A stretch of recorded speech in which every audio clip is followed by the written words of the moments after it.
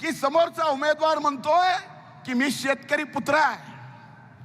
मी म्हणलं मी सुद्धा कृषी मंत्री आहे. मलाही बघावं लागेल की हा नेमका शेतकरी पुत्र कशाची शेती करतो. बीड लोकसभा मतदारसंघाच्या आपल्या महायुतीच्या उमेदवार माझ्या भगिनी भारतीय जनता पार्टीच्या राष्ट्रीय चिटणीस माननीय पंकजाताई गोपीनाथराव मुंडे यांच्या प्रचारार्थ आज देशाचे प्रधानमंत्री आपल्या पंकजाताईच्या प्रचारासाठी या ठिकाणी येणार आहेत.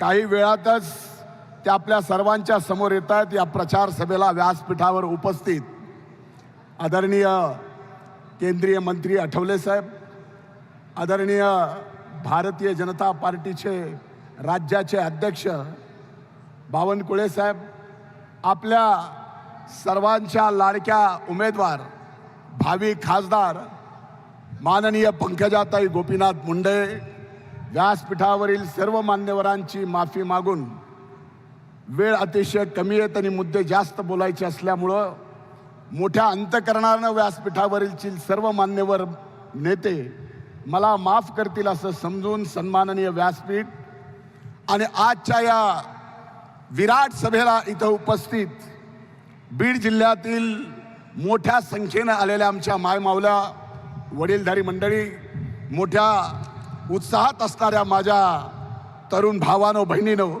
आणि इथं उपस्थित पत्रकार मित्रांनो, खरं तर आजची ही सभा विजय संकल्प सभा या नाव दिलं.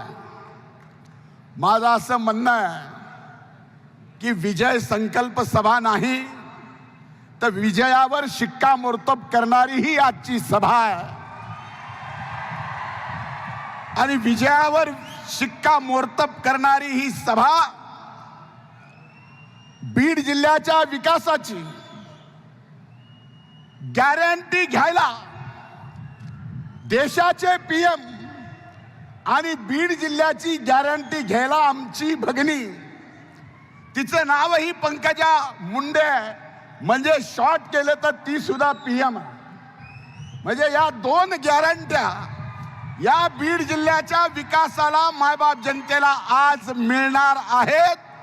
म्हणूनच आजची सभा ही विजय संकल्प सभा नाही तर विजयावर शिक्कामोर्तब करणारी ही सभा.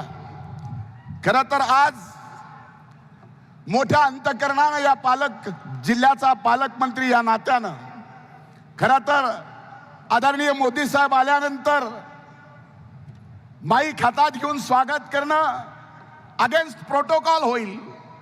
पण बीड जिल्ह्यातल्या या मायबाप जनतेच्या वतीनं आपल्या या जिल्ह्यात आदरणीय मोदी साहेबांचं या जिल्ह्याचा पालकमंत्री या नात्यानं मनपूर्वक स्वागत करतो. आदरणीय आठवले साहेबांचं सुद्धा या बीड जिल्ह्याच्या मातीत आपण अनेकदा आलात, आज आपलं पुन्हा एकदा मी या ठिकाणी स्वागत करतो. ही निवडणूक बीड जिल्ह्याच्या दृष्टीनं बीड जिल्ह्याच्या विकासाच्या मुद्द्यावर लढवणं जाणं आवश्यक आहे. आपल्याला माहिती आहे की आपला हा बीड जिल्हा जो कायम मागासलेला जिल्हा म्हणून ओळख आहे. आपला हा बीड जिल्हा ऊसतोड मजुरांचा जिल्हा म्हणून ओळख आहे. आपल्या या बीड जिल्ह्याची आता मागासले पण दूर करायचं आहे. हा बीड जिल्हा ऊसतोड मजूर पुरवणारा जिल्हा नाही तर ऊस उत्पादकांचा जिल्हा म्हणून आपल्याला करायचा आहे.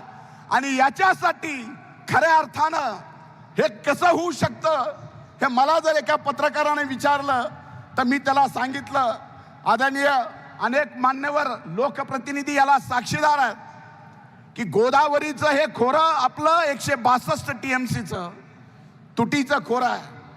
ही तूट भरून काढायची असेल तर पश्चिमेकडे वाहून जाणारं समुद्रातलं पाणी नाशिकला आणून नाशिकचं पाणी जायकवाडीला आणून जायकवाडीचं पाणी माजलगावला आणून माजलगावचं पाणी तांदळवाडीला लिफ्ट करून तांदळवाडीहून धनेगाव पासून ते बोरणापर्यंत या ठिकाणी ग्रॅव्हिटीनं पाणी आणायचं असेल तर खऱ्या अर्थानं ती परिस्थिती आपल्या बीड जिल्ह्यात बदलू शकेल. आज आपल्याला पाण्याची गरज आहे. या बीड जिल्ह्याचा भौगोलिक इतिहास कदाचित समोरच्या उमेदवाराला माहित नसेल. या बीड जिल्ह्यामध्ये फक्त 1,83,000 हेक्टर जमीन बागायती आहे. जवळजवळ 8 लाख हेक्टर जमीन ही जिरायती आहे. वर्षातून आम्ही फक्त एकदा पीक घेतो. म्हणून 70% या बीड जिल्ह्यातली लोक 6 महिने विस्थापित होतात आणि आपला जिल्हा सोडून आपली माती सोडून दुसऱ्याच्या शेतामध्ये आपल्या मनगटाच्या ताकदीवरती ऊस तोडतात. हा प्रकल्प जर पूर्ण झाला, या प्रकल्पाला महायुती सरकारने तत्वतः मान्यता दिली आहे. 1,17,000 कोटी रुपये या प्रकल्पाला लागणार आहेत. याच्यात 50% केंद्र सरकार उचलणार आहे, 25% राज्य सरकार उचलणार आहे आणि उर्वरित जपानच्या सरकारकडून या ठिकाणी कर्ज म्हणून या प्रकल्पाला मिळणार आहेत.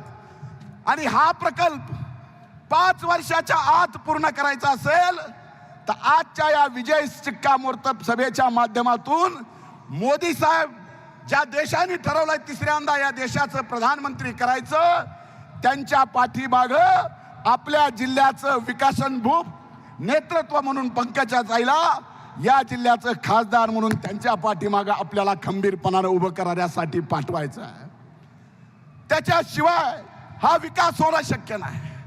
आज आपल्यापैकी अनेक जण बावनकुळे साहेब म्हणले की आपण बावनकुळे साहेब म्हणले की आता टीका करायला वेळ नाही, समोर टीका करायला मुद्दा नाही. ही खरी गोष्ट आहे.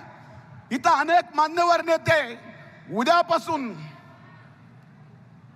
आपल्या विरोधात प्रचाराला यायलेत आणि आपल्या विरोधात प्रचाराला येत असताना काल काय मंडळी येऊन गेली.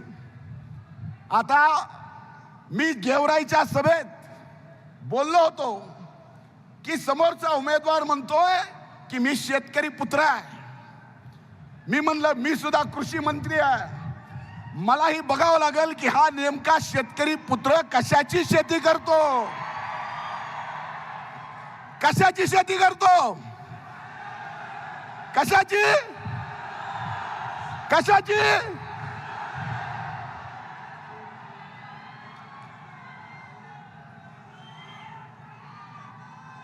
आणि अशा चंदन तस्कराला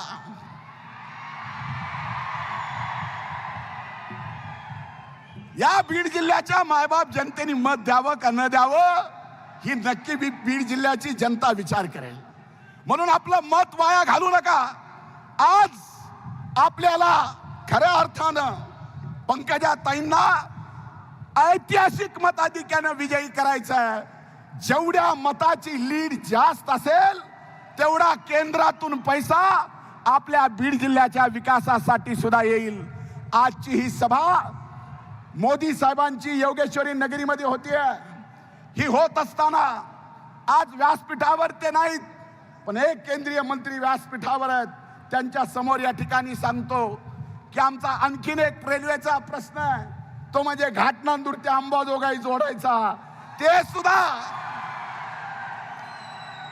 सुद्धा प्रश्न येणाऱ्या 5 वर्षाच्या काळात या ठिकाणी पूर्ण करणार.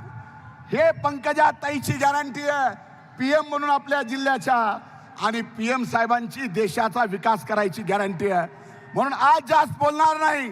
इथून पुढचे 5 दिवस मतदानाचे जे राहिलेले आहेत, हे 5 दिवस एक एक मत जे आज सभेला आलंय आणि एक 10 मत जे तुमच्या घरचे आपल्या घरी आहेत, त्या सगळ्यांचं मतदान आपली लेख अनुक्रमांक 1 पंकजा गोपीनाथ मुंडे, चिन्ह कमळ, समोरचं बटन दाबा आणि ऐतिहासिक मताने ताईंना दिल्लीच्या सार्वभौम सभागृहात पाठवा.